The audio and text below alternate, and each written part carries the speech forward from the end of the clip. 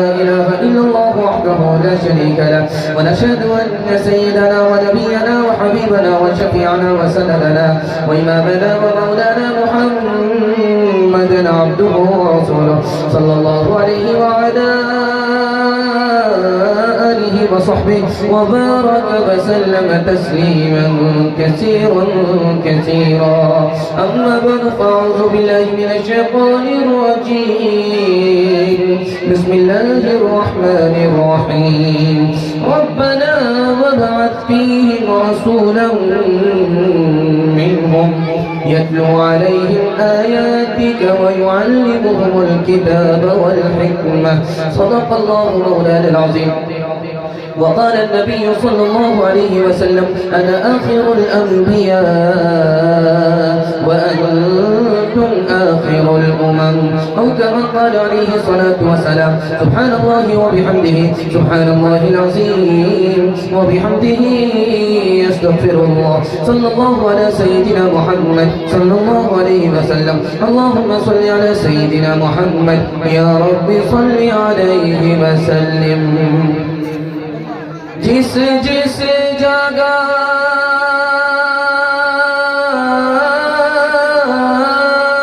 पे प्यारे नबी का कलाम हो,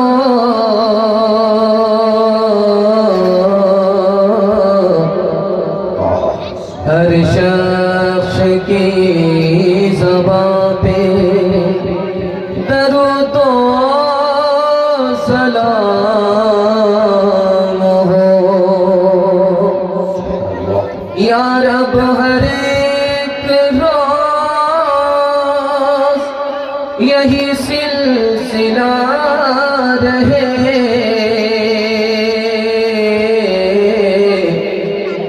मक्के में सुबह हो तो मदीने में शाम हो, महफिल ज़िक्रे नबी का मंज़र कैसा लगता है, सामने खुद हो जैसे आका ऐसा लगता है। उनकी सखावत का क्या कहना, वो है बड़े उनकी सखावत का क्या कहना, वो है बड़े जवान। उनकी अता का एक कतरा भी दरिया लगता है, सामने खुद हो जैसे आका ऐसा लगता है। छोटा सा मजमा लेकिन हौसले से बहुत बड़ा, बहुत खूबसूरत फैसला दुआ पर अल्लाह का आ रहा है। अल्लाह हम सब के हक में खैर के फैसले फरमाए, आमीन। यहाँ से लेकर के वहां तक सुनने के लिए तैयार है? जोश के साथ हाथ उठाइए इंशाअल्लाह। आज बयान सुनेंगे और मरने के बाद अमल करेंगे। हाथ उठा दीजिए इंशाअल्लाह। बताइए, जब डब्बा का इंजन का ये हाल है, डब्बे का क्या हाल है? खैर 3 सवाल है, पैगाम शुरू हो रहा है। अल्लाह के रसूल के चचा थे हजरत हमजा रज़ी अल्लाह, मैदान जंग में तलवार से दुश्मन से लड़ते थे तो सीना खोल करके लड़ते।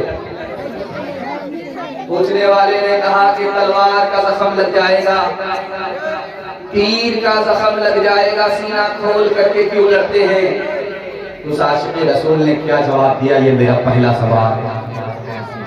दस्तरखान पर लोग खाना खा करके उठ गए, उस दस्तरखान को साफ करने के लिए चूल्हे में डाल दिया। वो दस्तरखान चूल्हे में जला नहीं, साफ हो करके सलामत वापिस आ गया। पूछने वाले ने कहा कि ये बहुत बड़ी करामत है। जवाब देने वाले ने कहा ये करामत नहीं है, मौजिज़ा। वो मौजिज़ा क्या था, ये मेरा दूसरा सवाल है। तीसरा सवाल है, ख्वाब देखा किसी ने कि नमाज हो रही है और नबी हमारे पीछे हैं और उम्मती आगे है, इसका क्या मतलब हुआ? क्या वाकई नमाज में नबी मुक्तदी और उम्मती इमाम हो सकता है? ये आखिरी सवाल है। हर काम वक्त पर होगा, हर उम्रा बुढ़ापे में करेंगे। हाथ उठा दीजिए इंशाअल्लाह। माशाअल्लाह। आहिस्ता आहिस्ता हम जगह पकड़ा देंगे, ध्यान से सुनिएगा, तेजी के साथ चल जाएगा। 3 सवाल हैं, पैगाम शुरू हो रहा है। साहबी रसूल हजरत हमजा मैदान जंग में सीना खोल करके लड़ते थे, तो पूछने वाले ने कहा कि आपको मौत से डर नहीं लगता? तलवार का जख्म लग जाएगा, सीने पर तीर का जख्म लग जाएगा। तो आशिक़ रसूल ने क्या जवाब दिया? जब नबी पर ईमान नहीं था तो मौत से डरता था, सीने पर लोहा बांध लेता था कि ताकि तलवार का जख्म ना लगे, तीर का जख्म ना लगे। जब से नबी पर ईमान लाया हूँ, सीना खोल करके इसलिए लड़ता हूँ कि अब मौत का डर नहीं है, मौत मुझसे डरती है। अल्लाहु अकबर कबीरा। दस्तरखान चूल्हे में गया, जलकर राख नहीं हुआ, जिंदा सलामत आ गया। पूछने वाले ने कहा कि ये करामत है या मुजदा? का ये मुजदा है। इसी दस्तरखान पर हमारे नबी ने खाना तनावुल किया था, दंदाने मुबारक को इसी दस्तरखान से पोछा था, दस्ते मुबारक को, बहने मुबारक को इसी दस्तरखान से पोछा था, दस्ते मुबारक को इसी दस्तरखान से पोछा था। नबी के लम्स की बरकत है कि दस्तरखान चूल्हे में गया, जलकर राख नहीं हुआ, जिंदा सलामत हुआ। सुभान अल्लाह, सुभान अल्लाह। तीसरे नमूने को बहुत ध्यान से सुनिएगा। ख्वाब देख रहा है कि नबी का उम्मती सामने और नबी मुक्तदी, तो बताने वाले ने कहा ये हो नहीं सकता, ये जिंदा की नमाज नहीं है, ये जनाजे की नमाज है। वो मुक्तदी जो नबी के आगे है वो जनाजा तो हो सकता, इमाम नहीं हो सकता, क्योंकि नबी के आगे खुदा किसी को आगे देख ही नहीं सकता। ये जनाजा तो हो सकता है, जिंदा नहीं हो सकता। जब सुबह हुई तो पता चला कि जो आदमी सामने था उसका जनाजा हो गया। क्या जाने कोई रिफ़अत अज़मत रसूल की, अल्लाह खुद ही कहता है मिदहत रसूल की, अल्लाह खुद ही कहता है मिदहत रसूल की। बातिल हर एक दौर में होगा ज़लीलो ख़ार, बातिल हर एक दौर में होगा ज़लीलो ख़ार, कायम सदा रहेगी शरीयत रसूल की, अल्लाह खुद ही कहता है मिदहत रसूल की। ये कलाम जो अभी आपने सुना, ये मरहूम अब्दुल मन्नान साहब पढ़ा करते थे मेरे, और मिलाद होता था रंगपुरा में, मिलाद होता था बेगम में, और उस मिलाद को जिस तरह ये बच्चे सुन रहे हैं उसी तरह हम लोग खड़े होकर अल्लाह। तो ये जो मिसरा मैंने पढ़ा और जो आपको मैंने सुनाया, सिर्फ उसी मरहूम की याद ताज़ा करने, दुआ कीजिए अल्लाह उनकी बाल बाल मग़फ़िरत फरमाए, दर्जात को बुलंद फरमाए। उस वक्त उनकी ये नात वायरल थी, पूरे रंगपुरा के लोगों को याद हुई। आज बच्चा बच्चा पढ़ रहा है, लोग समझते हैं कि ये खुद का पढ़ रहा है, लेकिन नहीं, उस मरहूम की याद है जिसको वो जिंदा करता है। अल्लाह बाल बाल मग़फ़िरत फरमाए, दर्जात को बुलंद फरमाए। नबी की सुन्नत के हवाले से पहला पैगाम 3 मिनट का आप लोग सुनने के लिए तैयार हैं? जोश के साथ हाथ उठा दीजिए इंशाअल्लाह। ध्यान से सुनिएगा, बड़ी तेजी के साथ दिया जाएगा। माइक वाले थोड़ा बेस कम कर दीजिए, बेस कम कर दीजिए, आवाज बिल्कुल साफ सुथरी इनके कानों में पहुंच जाए। बेस कम कर दीजिए। 3 लोग हैं, तीनों में कौन खुश नसीब कौन बदनसीब? एक आदमी ने नबी को अपनी आंख से देखा फिर भी बदनसीब। एक आदमी ने नबी को ख्वाब में देखा फिर भी बदनसीब। एक आदमी है जिसने नबी को ख्वाब में नहीं देखा, आंख से नहीं देखा, फिर भी खुशनसीब। तो लिखने वाले ने लिखा कि अबू जहल ने अपनी आंख से नबी को देखा था, ईमान नहीं लाया, बदनसीब नहीं। ख्वाब में नबी की बशारत हुई, नबी को देख रहा है लेकिन नबी की सुन्नत पर खड़ा नहीं है, नबी को देखने के बाद भी बदनसीब है। एक आदमी है इस मजमे में जिसने आंख से नबी को नहीं देखा, ख्वाब में नबी को नहीं देखा, फिर भी खुशनसीब है। जानते हैं क्यों? सोने से पहले नबी की सुन्नत को जिंदा करता है, सो करके उठता है, नबी की सुन्नत पर खड़ा है। यहाँ भी खुशनसीब है, वहां भी खुशनसीब है। पादरी के पास मुसलमान आया तो पादरी ने पूछा कि उम्र में तुम बड़े हो या तुम्हारी दाढ़ी बड़ी? बोला आप भी अजीब पागल लगते, बढ़ारा से आए हैं या अब्दुल्ला से?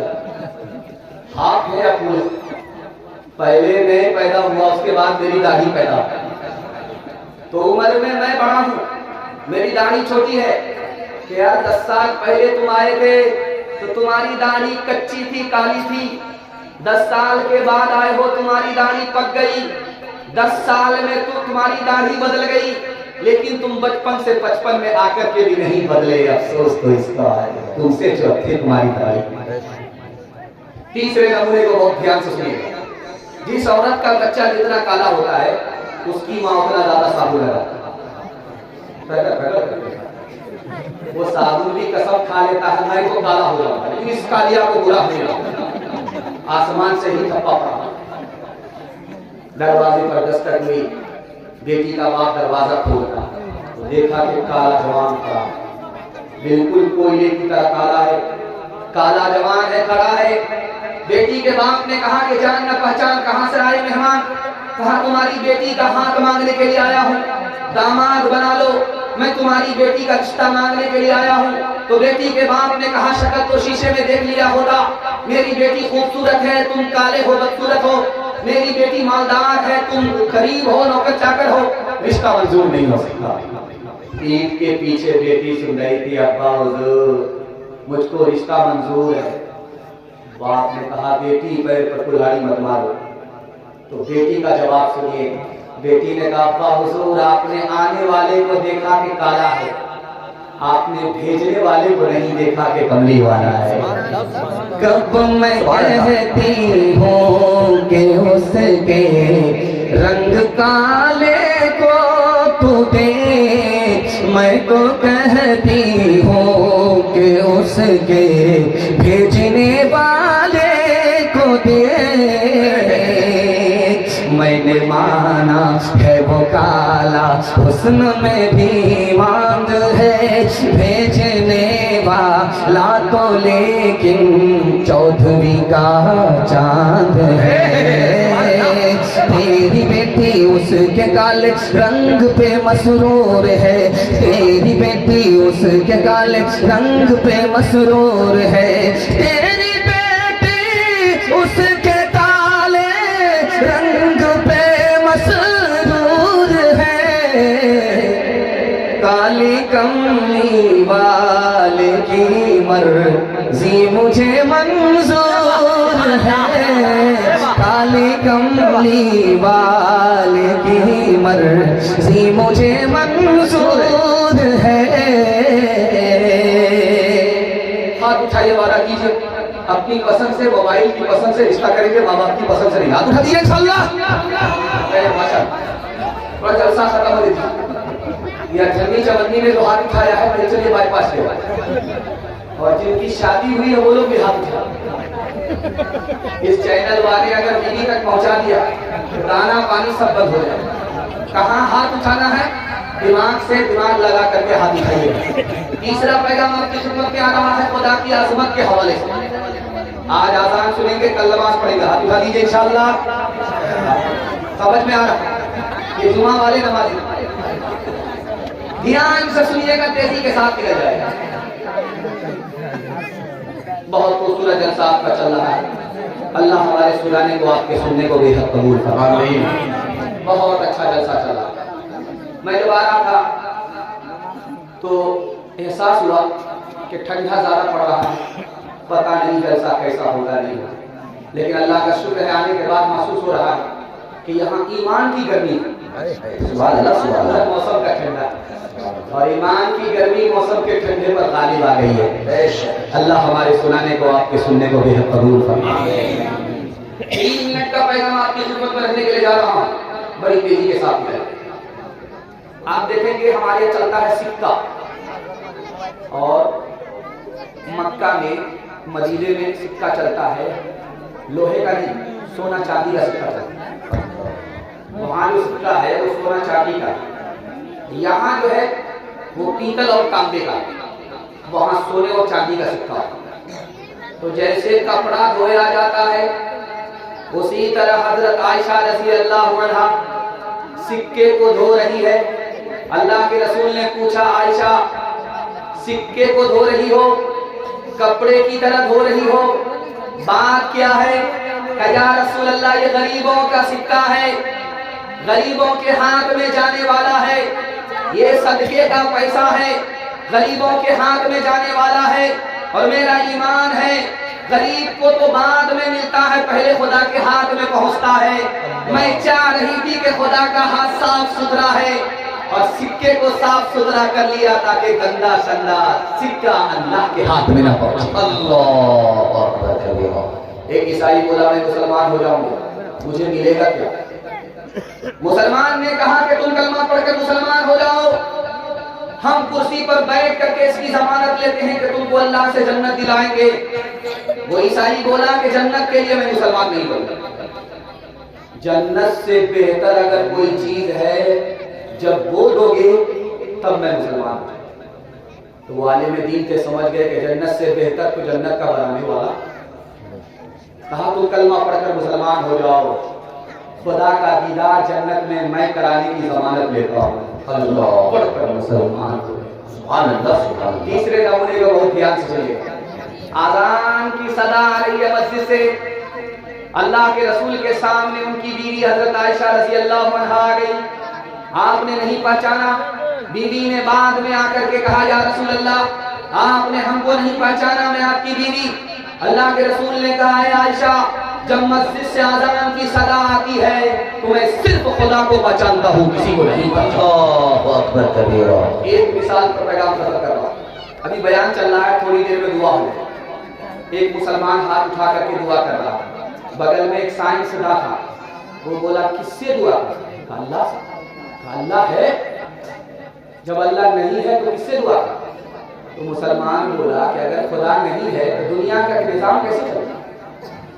कहा दुनिया का निजाम खुदा से नहीं चल रहा, मैग्नेट से चल रहा। कहा कि अच्छा अभी दिखा दे। हाथ में लाठी थी, 2-4 लाठी सर पर मार, सर फट गया। तो कह रहे ये क्या किया? मैंने तो मुसलमान बोला कि मैंने कहाँ कुछ किया, ये तो मैग्नेट से हुआ। अब उसको समझ में आ गया, अकल ठिकाने लग गया। हाथ उठाइए, रात दिन अल्लाह की मेहरबानी और उसके एहसान में हम जीते हैं, रात दिन उसकी बंदगी करेंगे, उसकी अजमत को दिल में उठाएंगे। हाथ उठा दीजिए इंशाअल्लाह। जनाजे की नमाज मस्जिद में पढ़ेंगे, हाथ उठा दीजिए इंशाअल्लाह। मांगता हो खुदा से खुदा देखिए, मांगता हो खुदा से खुदा देखिए, मुद्दई देखिए, मुद्दा देखिए, मुद्दई देखिए, मुद्दा देखिए, मुश्त खाकी में ये हौसला देखिए, मुश्त खाकी में ये हौसला देखिए, इब्तिदा देखिए, इंतहा देखिए, इब्तिदा देखिए, इंतहा देखिए। सवाल की रफ्तार से पता चलता है मोहब्बत में आप सुन रहे हैं, मुझे भी पता नहीं चल रहा, आपको भी पता नहीं चल रहा। कुरान के हवाले से पैगाम सुना रहा हूँ, 3 मिनट का पैगाम जल्दी से निकल जाएगा। मैं आपके छोटे छोटे बच्चों के वास्ते दुआ करता हूँ, अल्लाह कुरान की दौलत से इन बच्चों को माला माल करे। आमीन। डॉक्टर का फीस नगर होगा और मदरसे के हाफिज की तनख्वाह उधार। हाथ उठा दीजिए इंशाअल्लाह। बच्चों ने हाथ उठाया, बच्चे के बाप बच्चे खैर माशाअल्लाह बेदार हो चुका है मजमा। सिर्फ 2 पैगाम में बेदार हो गया, अल्लाह का शुक्र है। दिलो दिमाग से आप तैयार हो।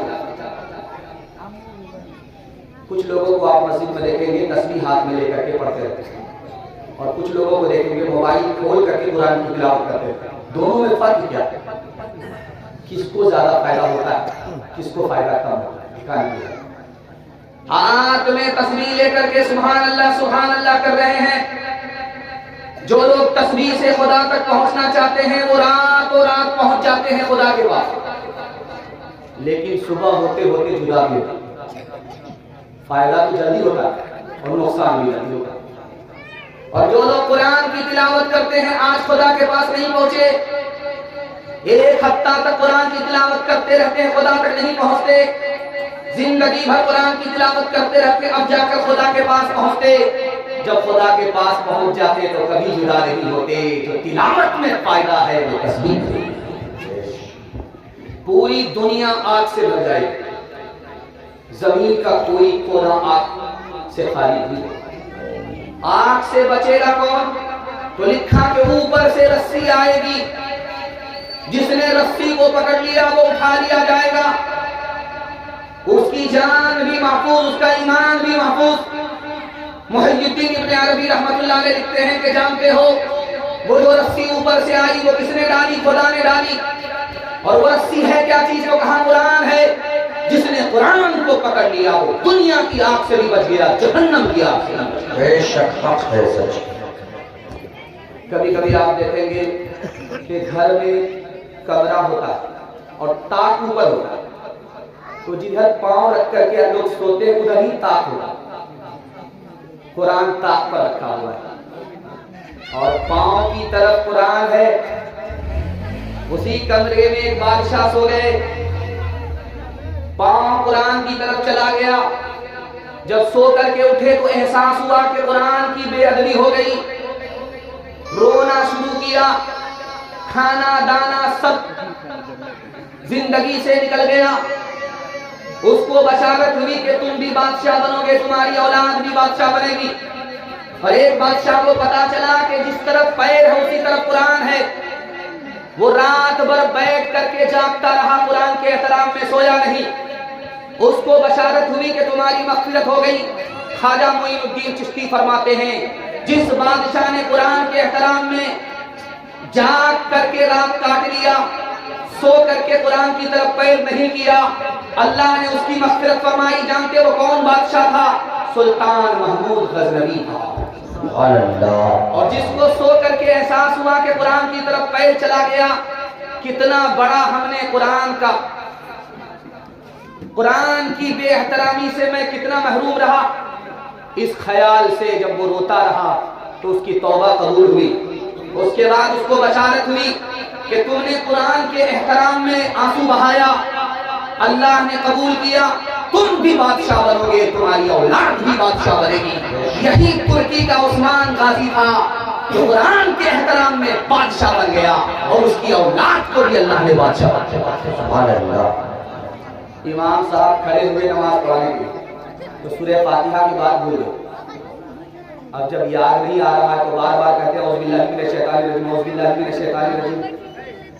जब 12-14 मरतबा औज़ुबिल्लाह पढ़ दिया, याद नहीं आया, तो पीछे एक मुफत मुक्तदी था तनवीर की तरह, तो बोला इमाम साहब जरूर दाल में काला, बार बार औज़ुबिल्लाह क्यों पढ़ रहे हैं? शैतान का कसूर नहीं है, आपका अपना कसूर है कि आपको आगे याद ही नहीं है। जो सबसे जरूरी है मुसलमान नहीं पढ़ते, ईमान के सहीफे को निगहबान नहीं पढ़ते, ईमान के सहीफे को। ये कैसे मुसलमान है जो सुबह सवेरे, ये कैसे मुसलमान है जो सुबह सवेरे अखबार तो पढ़ते हैं कुरान नहीं पढ़ते, अखबार तो पढ़ते हैं कुरान नहीं पढ़ते, अखबार तो पढ़ते हैं। हाथ उठा करके वादा कीजिए, अपने बच्चे को डॉक्टर बाद में बनाएंगे, पहले कुरान पढ़ाकर मुसलमान बनाएं। हाथ उठाइए, हर काम पहले होगा, निकाह बाद में करेंगे। हाथ उठाइए इंशाअल्लाह। जिन लोगों का भी चांस नहीं है निकाह का, उन्हीं लोगों ने हाथ उठाया। खैर माशाअल्लाह, दाएं बाएं हो रहे चवन्नी, लेकिन सलामत है रुपया। खैर अल्लाह जज़ाए खैर दे। चौथा पैगाम आपका छोटे छोटे बच्चों के हवाले से, जिसका अकीका चल रहा है, जिस बच्चे का अकीका है, मैं उस बच्चे के वास्ते दुआ करता हूँ, अल्लाह इस बच्चे को इल्म में, उम्र में, अखलाक में खूब खूब बरकत अता फरमाए। आमीन। बच्चों के हवाले से पैगाम आपकी खिदमत में रखने के लिए जा रहा हूँ। उधर मत देखिए, आप लोग अपनी जगह बैठ जाइए, क्योंकि जगह आपकी इतनी बड़ी है कि पूरा हिंदुस्तान आ जाएगा। इधर उधर क्यों जा रहे हैं, जितना भी है गनीमत। खैर ध्यान सुनिएगा, देरी के साथ में जनाजा सामने रखा हुआ, तो मरहूम का बेटा रो रहा है फूट फूट कर। तो तनवीर जैसा आदमी बोला, यार नमाज पढ़ानी है, धूप ज्यादा हो रही है, और उसके बाद नमाज पढ़ा करके मरकी का भोज भी खाना है, तुम इतना अगर रोगे तो मेरा काम कैसे करें। हाथ जोड़ करके तनवीर ने कहा, बेटा 5 मिनट के लिए सब्र करो, नमाज से जनाजा पढ़ाने दो, उसके बाद फूट फूट करके जी जी भर करके दिन रात रोते रहे। चलिए। तो मरहूम के बेटे ने कहा कि इमाम साहब, पहले ये तो पूछो कि मैं किस पर रो रहा हूं। मैं अपने बाप के जनाजे पर नहीं रो रहा हूं, बल्कि अपने तमाशे पर रो रहा हूं। मेरे बाप ने मुझको डॉक्टर बनाया, प्रोफेसर बनाया, प्रोफेसर बना करके मुझको दुनिया की दौलत से मालामाल कर दिया, लेकिन दीन का इल्म मेरे पास इतना नहीं है कि बाप का जनाजा सामने रखा हुआ है, इमामत करके मैं जनाजा पढ़ा सकूं। मैं अपने बाप के जनाजे पर नहीं, अपने तमाशे के ऊपर हूं। बेशक जी। दूसरे नमूने को बहुत ध्यान से रखिएगा। हजरत उमर की अदालत में एक तरफ बाप खड़ा है, एक तरफ बेटा। बेटे का दावा है मेरा बाप नाफरमान, बाप का दावा है कि मेरा बेटा नाफरमान है। हजरत उमर की अदालत में साबित हुआ कि बाप भी नाफरमान, बेटा भी नाफरमान, लेकिन पहले कौन नाफरमान, ये मैं आपको बताने के लिए जा रहा हूं। पैर के नीचे से जमीन निकल गई। हजरत उमर ने साबित किया कि बेटा नाफरमान है बाद में, पहले बाप नाफरमान है। खाना खिला करके बेटे को बाप बन गया, अच्छा कपड़ा पहना करके बाप तो बन गया, औलाद के लिए अच्छा मकान बना करके बाप तो बन गया, लेकिन असल चीज से अपने बच्चे को महरूम रखा, तालीम से महरूम रखा। ये बेटा बाद में नाफरमान है, बाप पहले नाफरमान। एक मिसाल पर पैगाम खत्म करवा। शादी में डीजे बज रहा, तो एक आदमी बोला डांस देख करके कि वाह रे लड़की क्या डांस। तो बगल का आदमी बोला कि वो लड़की नहीं है, लड़का। एक आदमी का था तौबा तौबा, सॉरी मैडम। वो आदमी बोलता मैं मैडम नहीं हूँ, उसी लड़के का बाप। हाथ उठाइए वाला खुद जाहिल है, कोई फर्क नहीं पड़ता। दाव को, औकात को दाव पे लगाकर अपने बच्चे को जाहिल नहीं रखिए। हाथ उठा दीजिए इंशाअल्लाह। नौकरी नहीं तो तालीम नहीं, हाथ उठाइए इंशाअल्लाह। साइंस टेक्नोलॉजी में माहिर भी बनाओ, और जाहिर व बातिन में ताहिर भी बनाओ। साइंस टेक्नोलॉजी में माहिर भी बनाओ, और जाहिर व बातिन में ताहिर भी बनाओ। पहले तो इन्हें यारो मुसलमान बनाओ, इंसान बनाओ, इन्हें इंसान बनाओ, इंसान बनाओ, इन्हें इंसान बनाओ। ताजिर बनाओ, शौक से अफसर भी बनाओ, और इनको मुक़द्दर का सिकंदर भी बनाओ। पर अपनी मग़फ़िरत का सामान बनाओ, इंसान बनाओ, इन्हें इंसान बनाओ, इंसान बनाओ, इन्हें इंसान बनाओ। दुनिया और आखिरत के हवाले से पैगाम 1/3 जलसे का निकल गया और आप इस तरह से हमको देख रहे हैं कि आपकी नजर लग जाएगी। लेकिन हम भी चालाक आदमी है, काला कपड़ा पहन कर गया क्या आपकी नजर हम काटते हैं। ध्यान से सुनिएगा, तेजी के साथ निकल जाएगा दुनिया और आखिरत के हवाले से पैगाम 4 मिनट में आपको सुना रहा।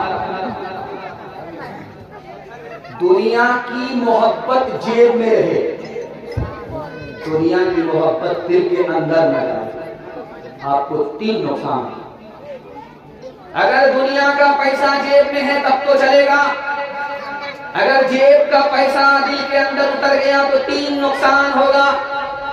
घर से कभी मुसीबत नहीं निकलेगी, दिल की ख्वाहिश कभी पूरी नहीं होगी, लालच कभी खत्म नहीं होगा।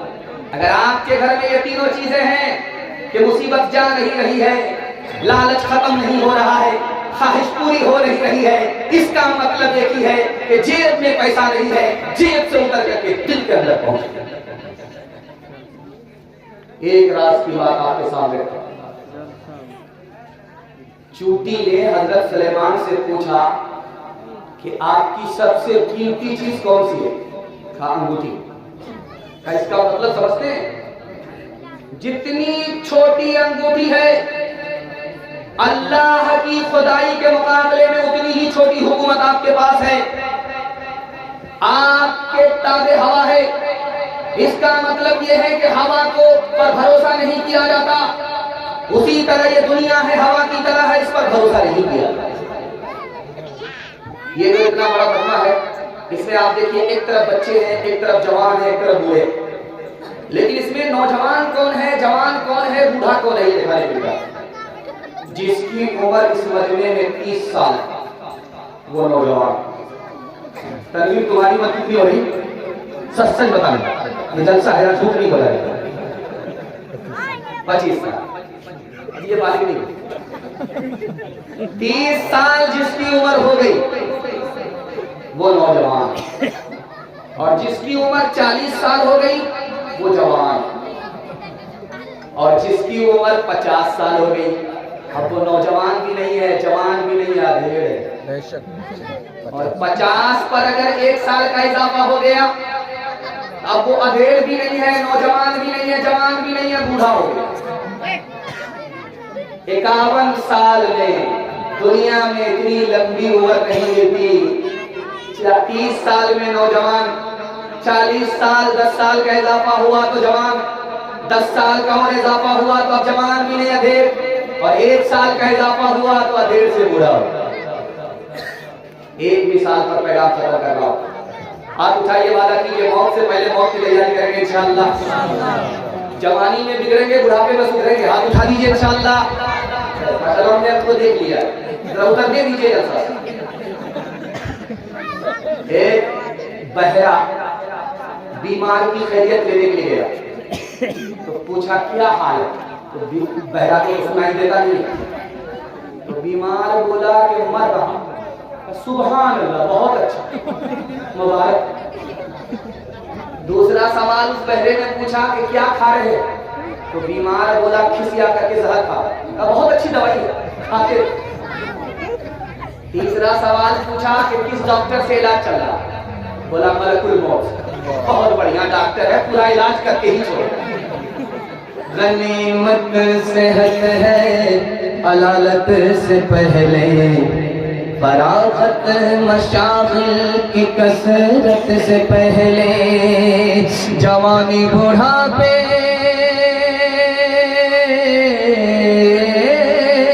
जवानी बुढ़ापे की ज़हमत से पहले, इकामत मुसाफिर की रहलत से पहले, फकीरी से पहले गनीमत है दौलत, फकीरी से पहले गनीमत है दौलत। जो करना है कर ले, बहुत कम है मोहलत, फकीरी से पहले गनीमत है दौलत। जो करना है कर ले, बहुत कम है मोहलत। चौथा पैगाम निकल गया। हलाल और हराम के हवाले से पैगाम आपको सुना रहा हूँ।